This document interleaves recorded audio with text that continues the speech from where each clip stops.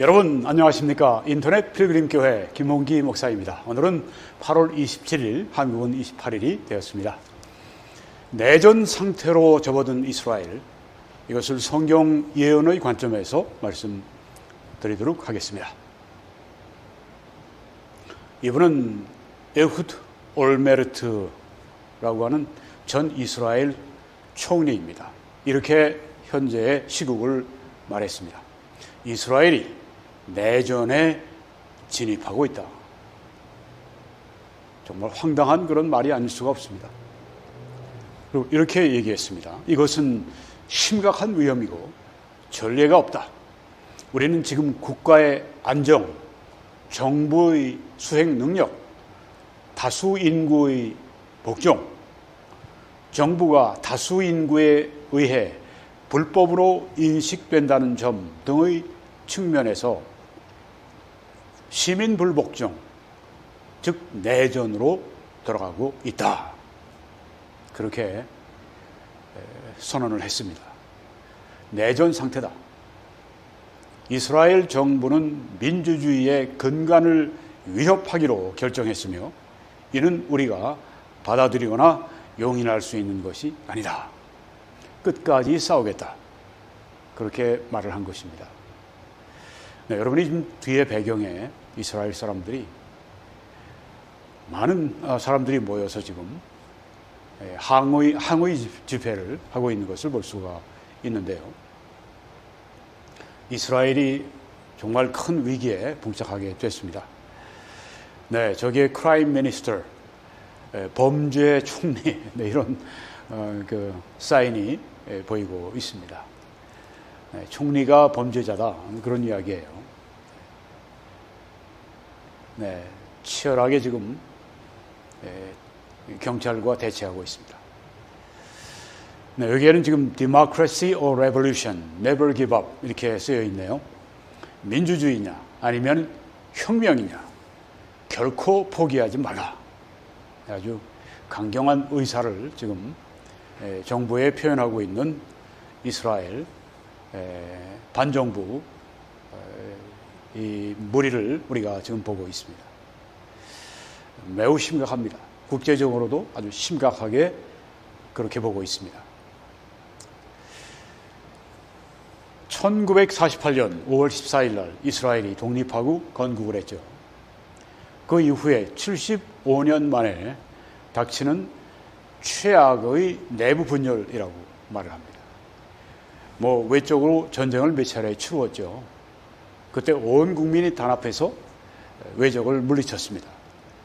그런데 지금은 내적으로 양쪽으로 크게 지금 분열되어 있는 상황인데 건국 이래 최악이라고 하는 것입니다. 건국 이래 최악의 위기에 지금 봉착해 있다.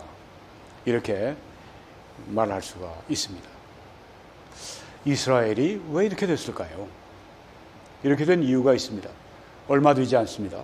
작년 12월에 이스라엘의 네탄야후 정부가 출범을 했습니다. 12월 29일 날 지금 찍힌 사진인데요. 이스라엘 역사상 가장 강력한 우파 정부. 네, 조금 더 비판적인 사람들은 극우 정부가 들어섰다. 그렇게 말을 합니다. 이때부터 파탄이 나기 시작을 한 것입니다. 이 네탄야후 정부는 이 세 그룹으로 조성이 되어 있습니다. 저 안에 있는 이 내각인데요. 거기에 세 그룹의 이 사람들이 다 속해 있습니다. 첫째는 네탄야후 수상. 지금 여러분이 보시는 사진의 중앙의 왼쪽이 네탄야후 수상입니다. 그 오른쪽에 앉아 있는 사람은 이스라엘의 대통령입니다. 의회 내각제니까 네, 수상이 실권을 가지고 있습니다. 이 네탄야후 수상이 이끌고 있는 리크루트 당이 중도 보수로 그렇게 알려져 있습니다. 그리고 그와 함께 유대 민족주의자들이 함께 연합을 했습니다. 그리고 유대교 근본주의자들이 함께 연합을 해서 이 세 그룹이 연합 정부를 구성을 했습니다. 이스라엘의 의회를 크네셋이라고 그렇게 얘기를 하는데요. 이 크네셋의 멤버가 120명인데 이 세 그룹이 모여서 64명의 다수 의원 블록을 이루게 됐습니다. 여당이 120명 가운데 64명이에요. 과반이 조금 넘습니다. 그래서 지금 이 세 그룹의 연합이 여당으로 이끌고 가고 있는데요.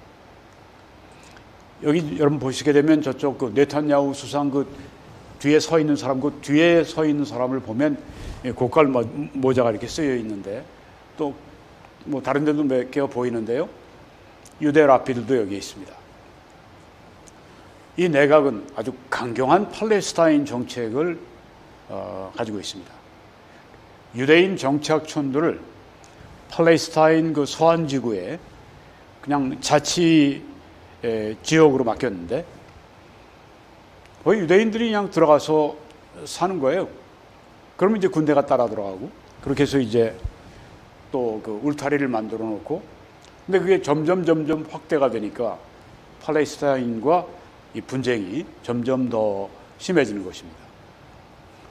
그런데 이 우파는 특별히 여기에서 그 유대교 근본주의자들은 그 땅은 다 여호와가 우리에게 주신 땅이다. 한 치도 우리가 넘겨줄 수가 없다. 아주 강경하게 지금 여기 이 네탄야후 정부의 가장 강경한 목소리를 그 유대교 근본주의자들이 내고 있습니다. 목소리가 아주 큽니다. 이번에도 네탄야후 수상이 조금 뒤로 물러갔죠. 그런데 강경하게 그 사람들이 만약에 우리와 함께 하자면 아니면 우리 연합정부 우리가 파탄내겠다. 네탄야후 수상도 끌려가는 겁니다. 뭐 리크루트당 네탄야후 중도 보수가 이 64석 가운데 32석 절반을 가지고 있어도 그 나머지 소수 그들이 빠져버리면 뭐 이제 더 이상 정부를 이끌고 갈 수 없으니까 끌려가는 거예요.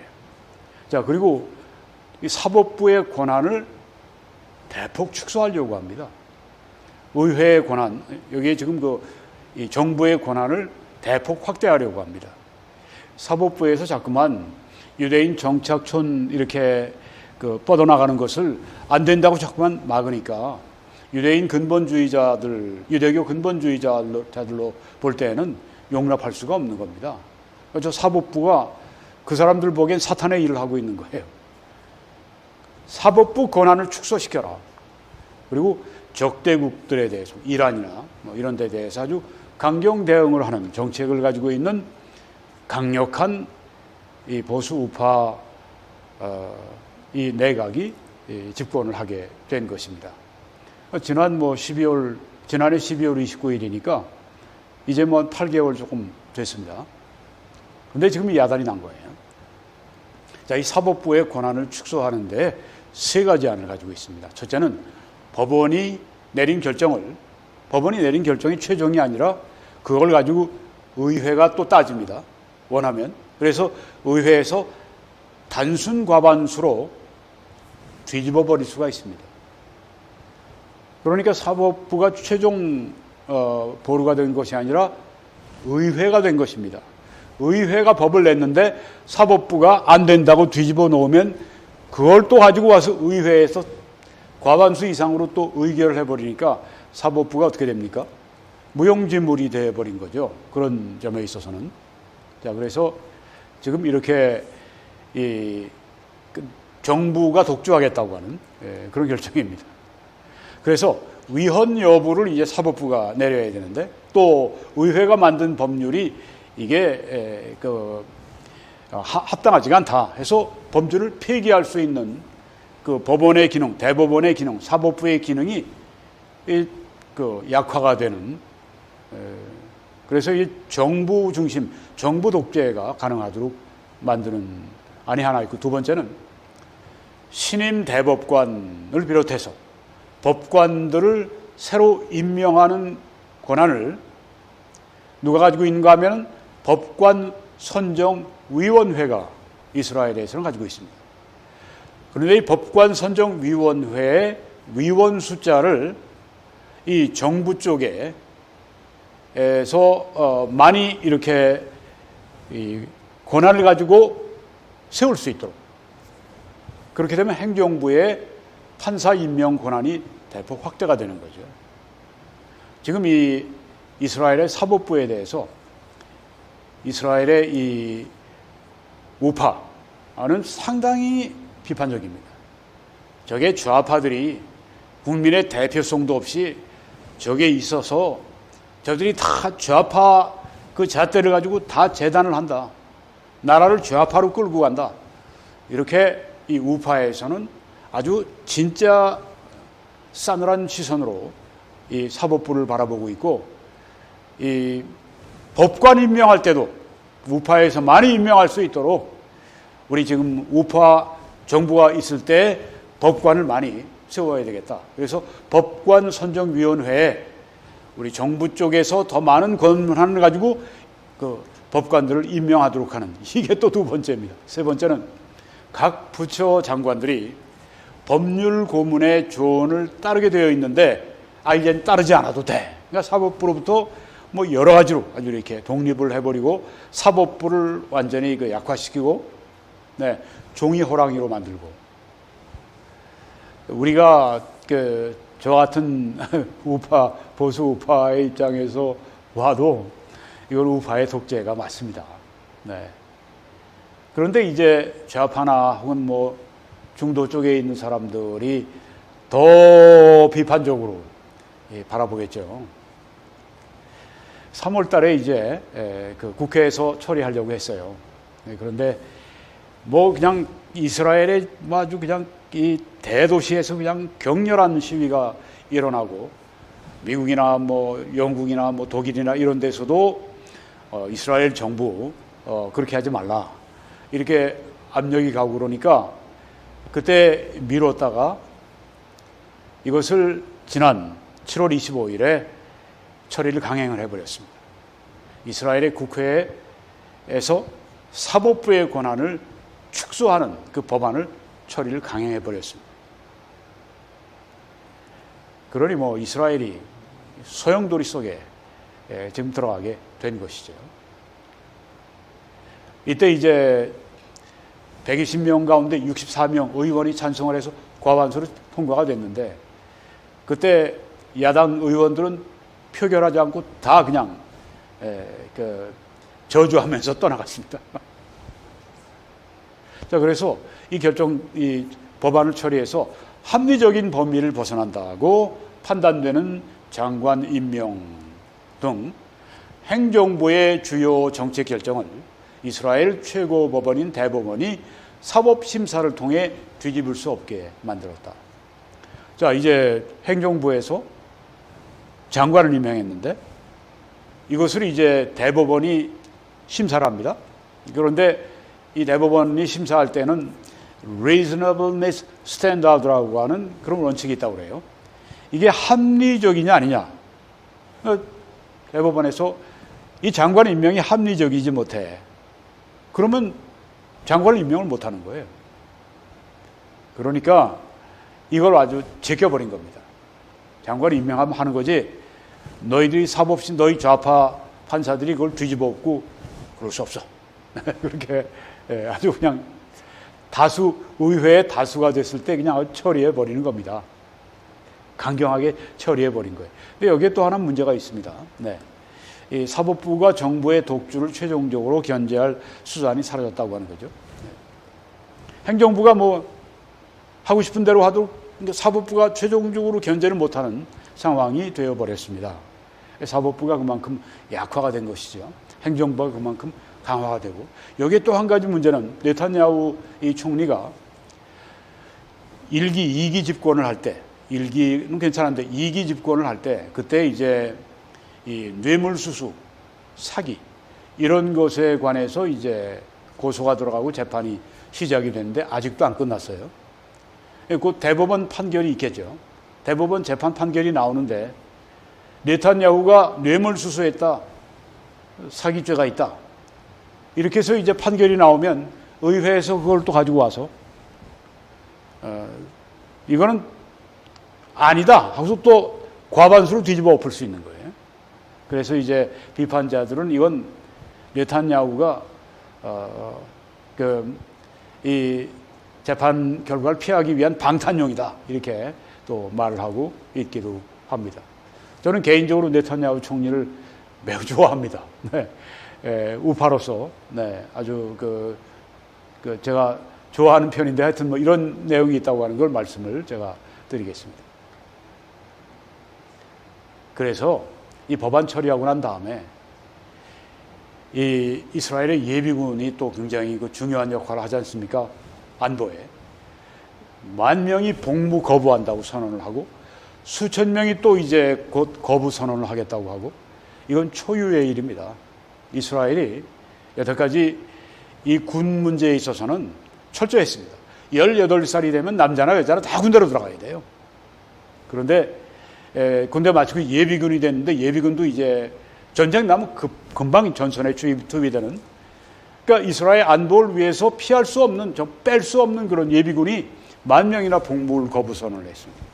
여기 지금 군인들 그리고 뭐 판사들 그리고 텔아비브에 많이 거주하고 있는 이 기업가들 그리고 테크놀로지 테크 아주 전문인들이 있죠. 네.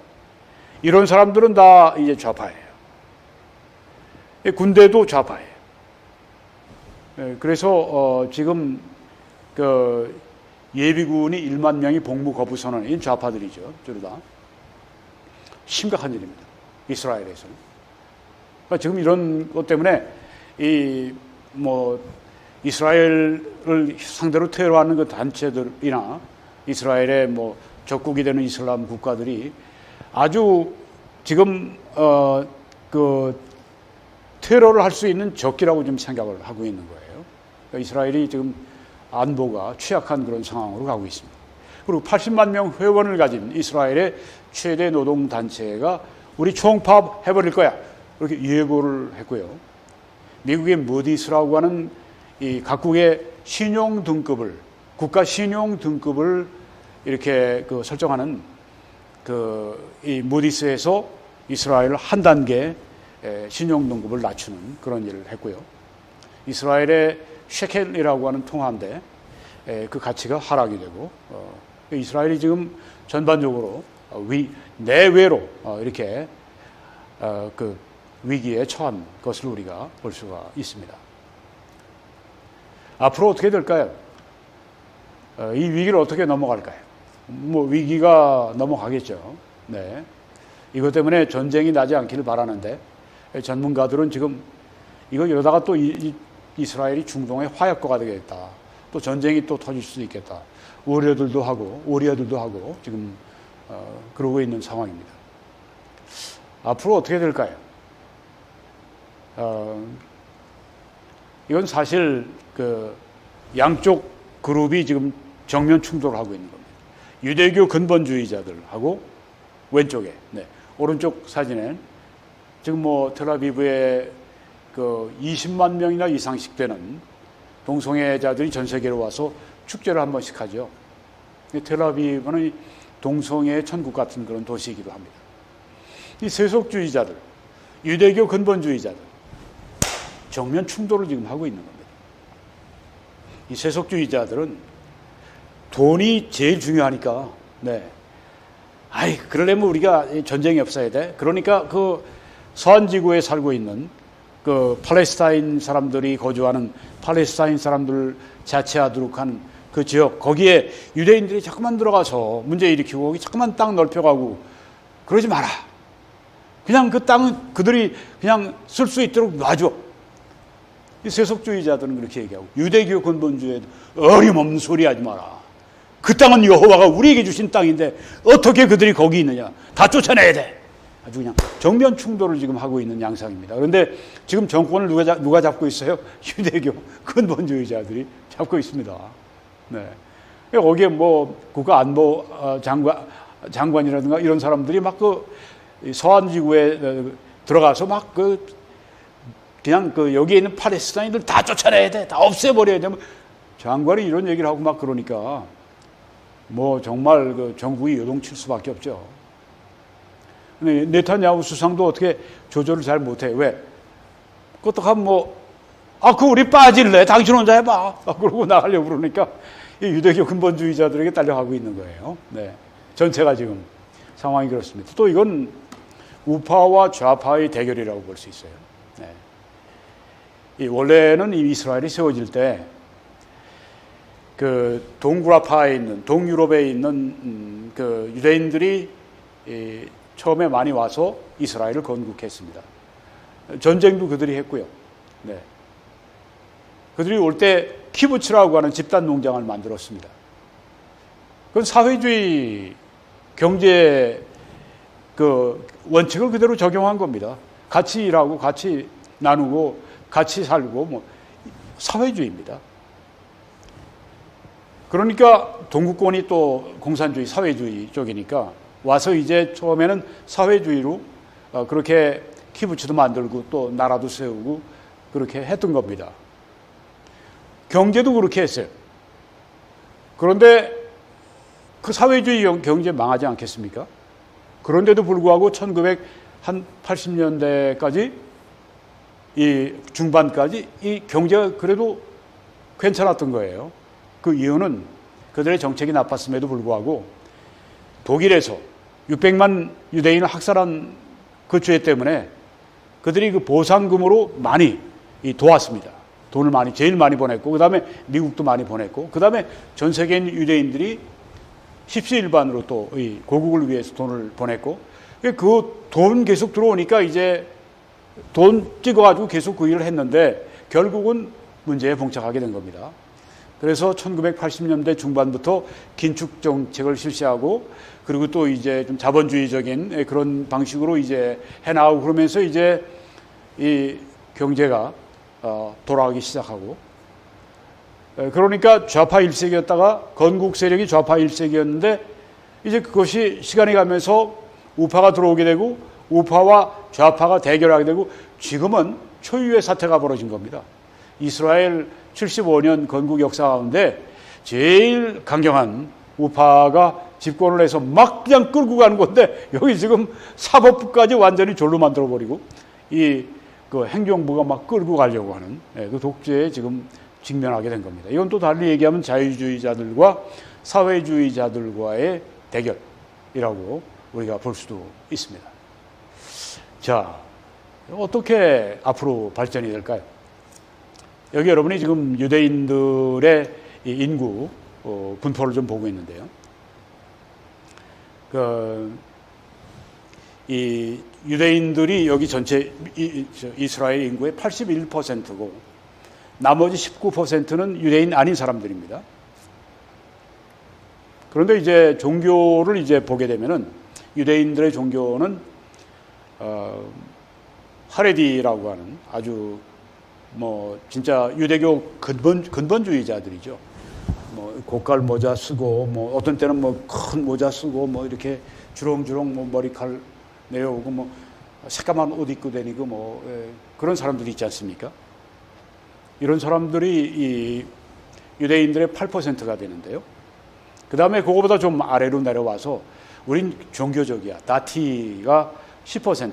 그 다음에 그거보다 좀 더 희석이 되어서 우린 전통적이야. 마수르티. 이게 23%가 됩니다.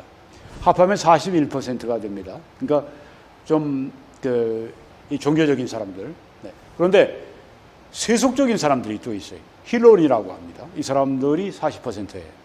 지금 여기서 보게 되면 이 종교적인 유대인들이 41%, 힐론이 세속적인 이 이스라엘 사람들이 40%, 거의 아주 그냥 막상막하. 네. 근데 2018년이면 2016년 통계인데 2018년 통계를 보면 힐론이가 43.2%인가 이렇게 나왔어요. 네. 근데 별 큰 차이는 없습니다. 자, 여러분이 이런 상황인 것을 지금 보시는데요. 그러니까 아주 서로 지금 굉장히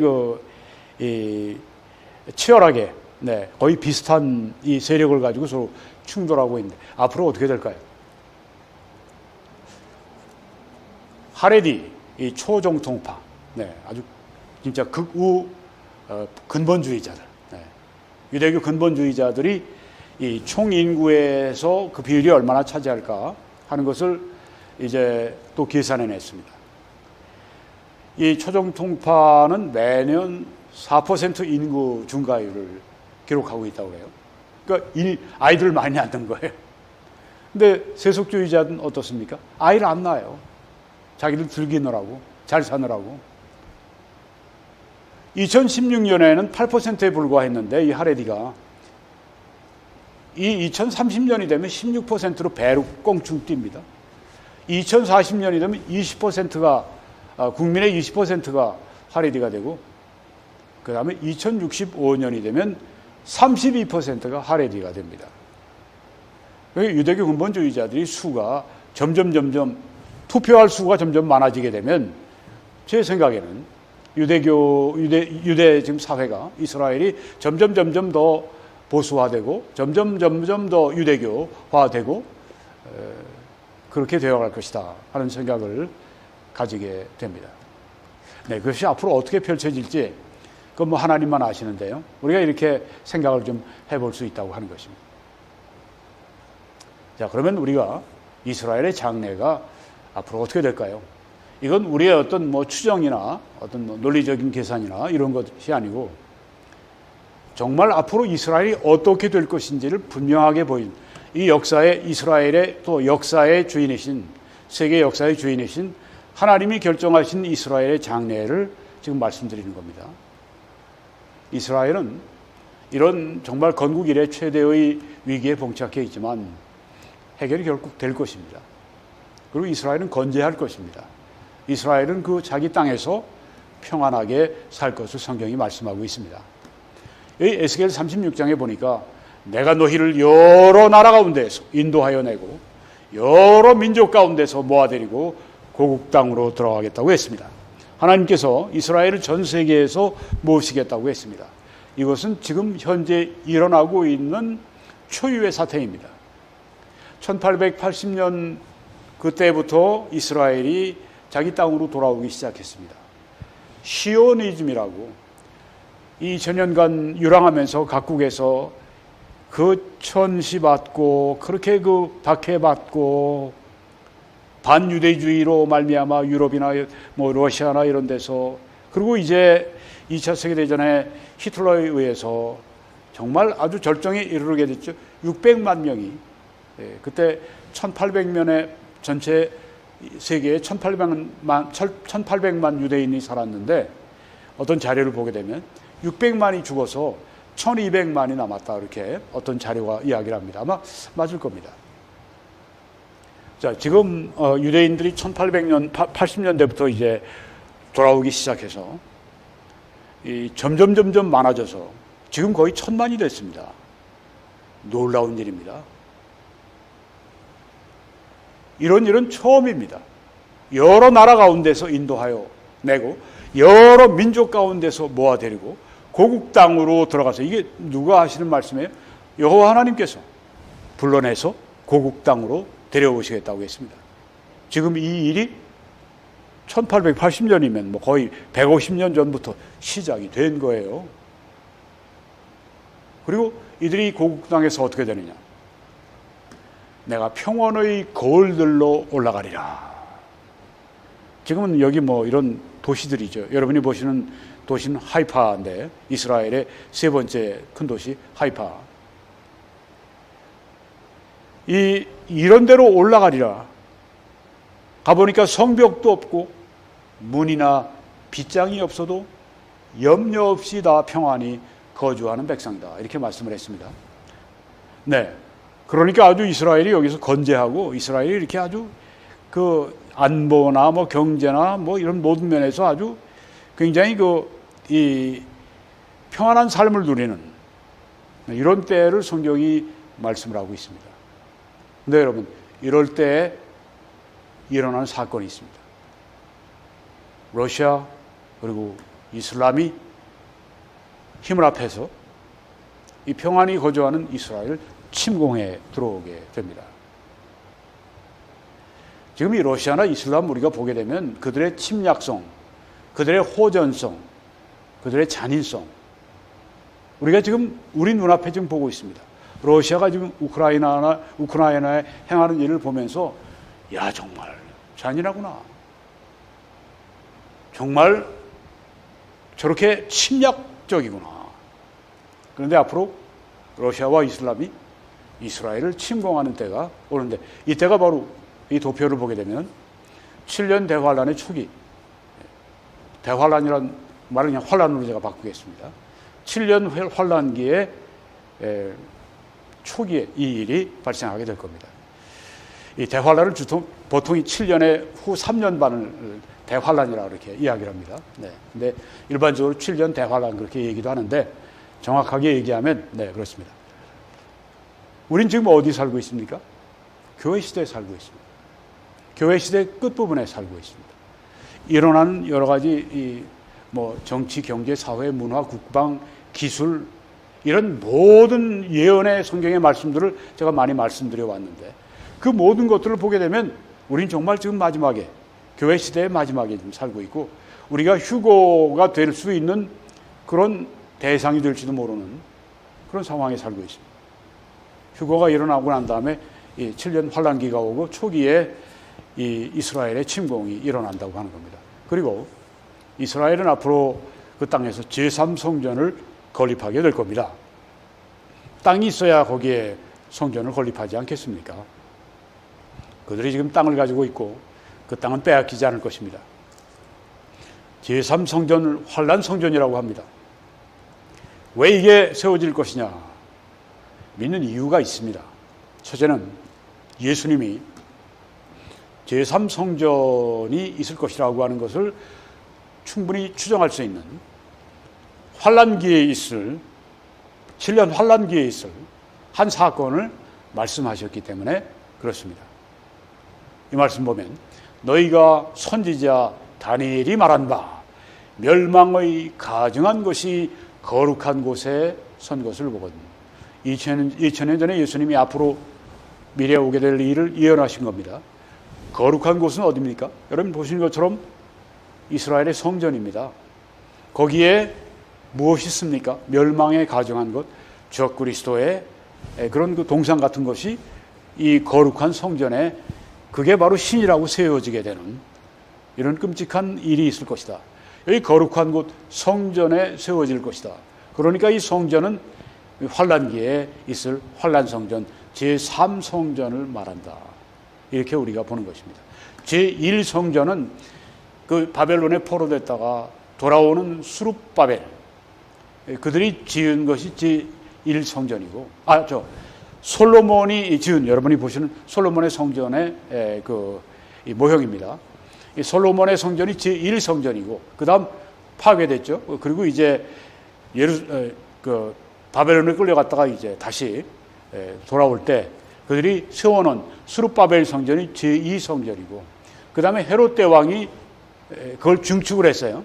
그러니까 지은 것이 아니라 증축을 해서 크게 하고 아주 멋있게 만들어 놨습니다. 1차 성전이 그렇게 된 거예요.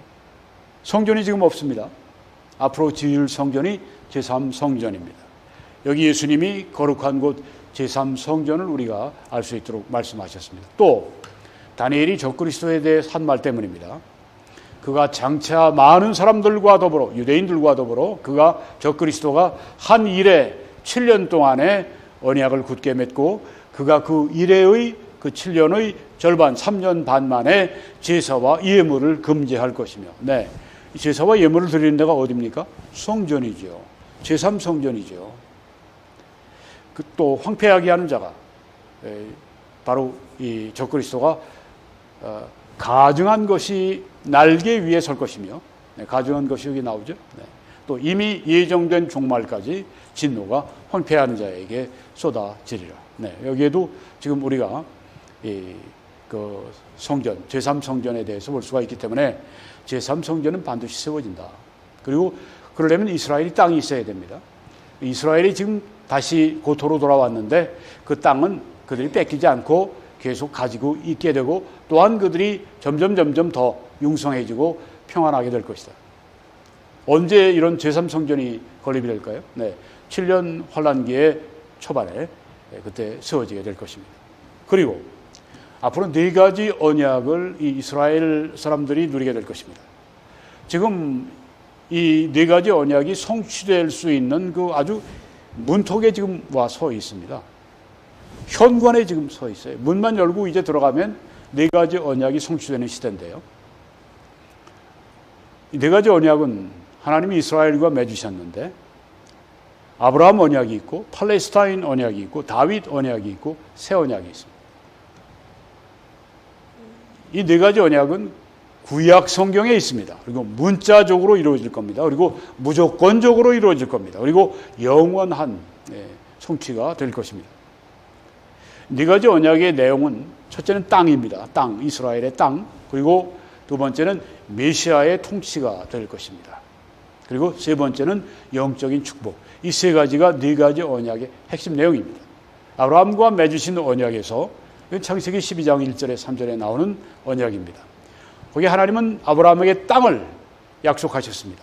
팔레스타인 땅을 약속하셨습니다. 그리고 후손을 약속하셨습니다. 이 후손에는 나라와 왕조와 또 왕위가 다 거기 포함되어 있는 겁니다. 또한 구속이 그 안에 들어 있습니다. 아브라함과 맺으신 언약 안에 구속이 들어 있습니다. 언제 이것이 완전히 이루어지느냐? 천년왕국 때 성취가 됩니다.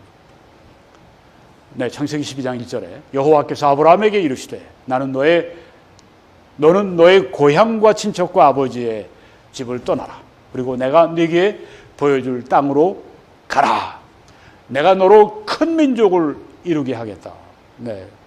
하나님이 그 땅으로 가라고 했으니까 땅의 약속이 있고 큰 민족, 여기 지금 나라, 왕조, 보조가 여기 약속이 되어 있습니다. 큰 땅을 줄 것이고 큰 민족을 줄 것이고 네게 복을 주어서 네 이름을 창대하게 하리니 너는 복이 될지라. 너를 축복하는 자에게는 내가 복을 내리고 너를 저주하는 자에게는 내가 저주하리니 땅의 모든 족속이 너로 말미암아 복을 얻을 것이라 하시니, 이 놀라운 이 축복을 받은 거예요. 영적인 축복. 땅의 모든 족속이 너로 말미암아, 즉 아브라함의 후손인 예수 그리스도로 말미암아 땅의 모든 족속이 복을 받을 것이다. 두 번째 팔레스타인 언약은 신명기 30장 1절로 10절에 나오는데요. 땅에 대한 영원한 권리입니다. 여기 땅이라고 하는 것은 지금 이스라엘이 살고 있는 그 조그만 그런 부분이 아니라 이것은 그 지중해로부터 저쪽 그 유브라데강까지 이르는 그 광대한 지역을 여기 땅, 하나님이 주실 땅입니다. 지금 그 일부를 차지하고 있어요. 일부를 다시 뺏기면 안 되겠죠. 성경에 그런 걸 없으니까. 지금 거기서 건재하다가 이제 이 천년 왕국 때가 되면은 지금 말씀하신 그 지중해에서 유브라데강까지 이르는 그 광대한 영토를 다 하나님이 그들에게 주시게 됩니다. 근데 이것은 하나님 무조건적으로 주시는 것이라고 했습니다. 이루어지는 겁니다. 그냥 이스라엘이 회개와 믿음으로 귀환해서 그 땅에서 번영할 것이다. 지금 이스라엘의 그런 그 이민에 다시 자기 땅으로 세계 각지에서 자기 땅으로 돌아오는 이 일이 거의 150년이 됐습니다. 이것을 알리야라고 그렇게 히브리 말로 말을 합니다. 알리야 할 때 여러분이 그거는 이스라엘이 다시 자기 땅으로 귀환하는 걸 말하는구나. 알리야가 지금 150년간 진행이 됐는데 이 알리야가 완전히 이루어지는 때는 천년 왕국 때 이루어지게 된다. 그때는 이스라엘이 다 돌아옵니다. 여기 보게 되니까 신명기 30장 5절에 네 하나님 여호와께서 너를 네 조상들이 차지한 땅으로 돌아오게 하시겠다고 하시지 않았습니까? 이건 무조건적인 약속이라고 했죠. 하나님이 무조건적으로 이루시는 겁니다. 그러므로 무조건적으로 이루어지게 되는 것입니다. 지금 그것이 이루어진 지가 150년이 넘었어요. 땅으로 돌아오게 하사 네게 다시 그것을 차지하게 하실 것이며, 차지한다고 했습니다. 여호와께서 또 네게 선을 행하사 너를 네 조상들보다 더 번성하게 하실 것이다. 훨씬 더 이스라엘이 그렇게 번영하게 될 겁니다. 땅도 어마어마하게 한 4배, 5, 6배로 막 그냥 지금 있는 것보다 뭐 그 이상으로 그냥 큰 땅을 저들이 가지게 되고, 그땐 또 천년 왕국 때는 이 지구가, 이 땅이, 하늘이 아주 살기 좋은 곳으로 바뀌게 되죠. 그 중에 이 이스라엘이 사는 곳은 또 이렇게 높여지게, 예루살렘에 있는 곳은 높여지게 되고 아주 아름다운, 지금 뭐 사막이고 하지만 그때는 아주 정말 이 풀밭이 우거지는 진짜 아름다운 그런 곳으로 바뀌게 될 것을 말씀하고 있습니다. 다윗과 맺으시는 언약은 뭐냐? 사무엘하 7장 12절에 16절에 나오는데요. 거기 다윗 왕조를 약속하십니다. 예수님이 다윗의 후손이시니까. 네. 또 왕국을 말씀하십니다. 백성. 그리고 왕좌를 말씀하십니다. 통치권. 이스라엘이 지금 그 땅에서 계속 건재하고 번영하게 될 것을 여기 지금 말씀하고 있으니까 이스라엘은 앞으로 그렇게 될 겁니다.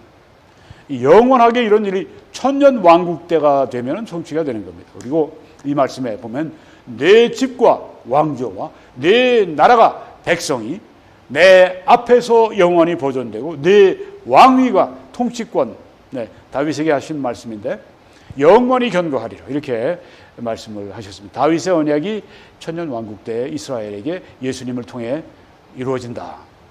마지막으로 네 번째 언약입니다. 예레미야 31장 31절에 34절에 나오는 말씀인데요. 이 죄 사함이 거기에 있습니다. 이스라엘 사람들이 다 죄 사함 받고 그 땅에 살아갑니다. 지금 볼 때 어떻습니까? 지금 텔아비브 같은 데는 그건 정말 아주 세계적으로 그 테크 진짜 가장 아주 이 테크놀로지가 발달한 그런 도시가 이 테크 도시 10개 가운데 10개, 세계 10개 가운데 하나가 텔아비브예요. 텔아비브는 또 매년마다 그 게이 프라이드라 해가지고선 그 전 세계 동성애자들을 불러 모으는 그 일을 하고 있습니다. 아주 그러니까 세속적인 그런 그 도시가 되는 거죠. 네. 어떤 면은 소돔과 고모라 같은. 네. 근데 그때는 천년 왕국 때는 그런 사람들이 이스라엘 사람 가운데 아무도 없습니다. 다 죄사함 받고 구원받은 사람들이 그 땅에 거주하게 되고, 뭐 천년 왕국은 처음부터 구원받은 사람들이 들어가니까. 그리고 여기서 무조건적으로 내가 하시겠다고 했습니다. 이스라엘과 맺으셨고, 이건 천년 왕국 때 성취가 되는 것입니다. 여호와의 말씀이니라 보라 날이 이르리니 내가 이스라엘 집과 유다 집에 새 언약을 맺으리라. 새 언약을 맺는다. 자, 우리는 예수 그리스도를 구주로 믿음으로 아브라함의 영적 후손이 됐습니다. 그래서 새 언약이 지금 우리에게 이루어지고 있는데 앞으로 이 새 언약이 완전하게 천년 왕국 때 이스라엘에게 이루어지게 된다고 하는 것입니다. 이스라엘이 지금 큰 위기를 만났습니다. 그렇죠? 내전 상태가 됐습니다. 앞으로 어떻게 될지 정말 세계가 초조하게 지금 바라보고 있습니다. 이 이스라엘이 앞으로 어떻게 될까요? 이것 때문에 망하지는 않을 겁니다. 이스라엘은 앞으로 굉장히 평안하게 그 땅에서 지내게 될 겁니다. 그러다가 이제 일이 발생하게 되죠. 그리고 이스라엘은 그 땅에 제3성전을 건립하게 될 것입니다. 그리고 이스라엘이 그 땅에서 천년 왕국을 맞이하게 되면 이스라엘의 최전성기 아주 골든 에이지, 진짜 황금기를 이스라엘이 맞이하게 될 겁니다. 자, 내전 상태로 접어든 이스라엘, 세계 사람들은 초조합니다. 다시 전쟁이 터지고 그렇게 해서 이스라엘의 이스라엘은 1000만밖에 안 되는데 그 주위에 있는 아랍이 2억이고 게다가 이 중공이나 또 이 소련 같은 이런 거대한 나라들이 또 그 아랍을 밀어주고, 아니 정말 앞으로 이란이 핵이라도 가지고 이스라엘 때리면 어떻게 되나? 이스라엘은 망하는 게 아닌가? 네, 세상 사람들은 아마 이런저런 생각들을 다 가지고 있을 텐데, 네, 우리는 이 하나님의 말씀을 통해 이스라엘이 앞으로 어떻게 될 것을 우리가 잘 알고 있습니다. 하나님의 말씀대로 역사가 이루어지게 될 것입니다. 이 하나님은 참새 2마리가 날아가다가 한 마리가 떨어지는 것도 허락하셔야만 되는 그런 주권을 가지신 하나님이십니다. 여러분의 생애, 제 생애에 일어나는 여러 가지 일들, 그 중엔 나쁜 일도 있고 슬픈 일도 있고 실패도 있고 고통도 있습니다. 그런데 모든 것을 합력해 우리에게 하나님을 사랑하는 자들에게 선을 이루어 주신다고 했습니다.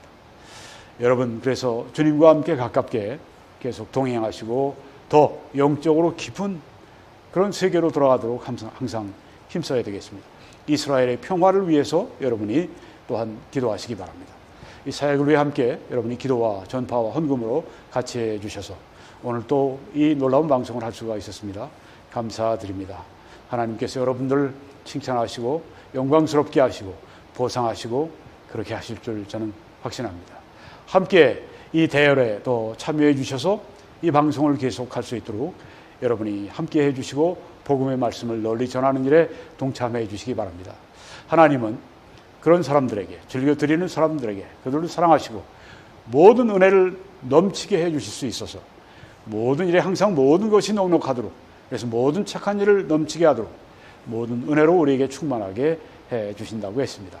이번 주에도 하나님 그 놀라운 은혜가 우리 위에 마치 하나님께서 하늘문을 여시고 복을 쌓을 곳이 없도록 부어주시나 보라 하신 말씀대로 이루어 주시옵소서. 그렇게 해서 선한 일을 넘치게 하는 우리 모두가 되게 해주시고, 가는 곳마다 하나님이 보호하시고, 또한 하나님께서 가는 곳마다 하는 일마다 범사에 잘 되게 하시고, 영혼이 잘됨처럼 범사에 잘 되고 강건하도록 하나님께서 은혜를 베풀어 주옵소서. 더 하나님께 큰 영광을 돌릴 수 있게 해 주옵소서. 한국에서는 신한은행의 정보를 통해 함께 주님의 일을 해주시고, 미국에서는 뱅크 오브 아메리카를 통해 함께 주의 일을 해주시기 바랍니다. 하나님의 놀라우신 은혜가 여러분들과 한 분 한 분과 함께 하시기 바라고, 또 이스라엘에 함께 하시기 바라고, 우리 한국과 세계에 함께 하시길 우리 예수 그리스도의 이름으로 간절히 축원합니다.